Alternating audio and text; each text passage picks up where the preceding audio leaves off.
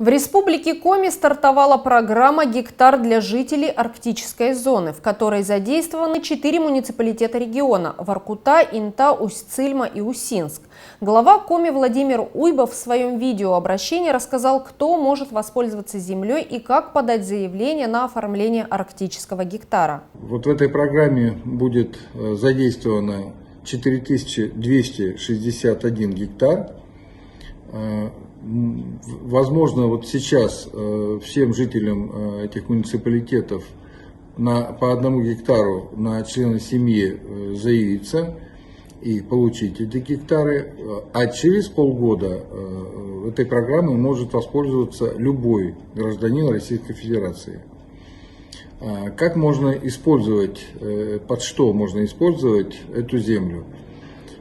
Ну, во-первых, под ИЖС, под индивидуальное жилищное строительство, под ведение хозяйства, под любой вид деятельности, который не запрещен законодательством, и, например, под оказание услуг, ну, например, туристический бизнес, туристические услуги. В течение 5 лет после того, как будет выделен этот гектар, человек должен показать, что он действительно осваивает эту землю, и тогда, через 5 лет, эта земля может поступать уже в собственность человека или в долгосрочную аренду.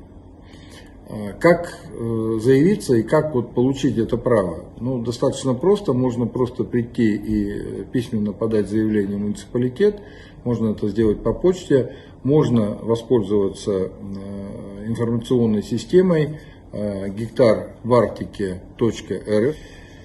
Ну или также можно обратиться, подать заявку через МФЦ или через Росреестр.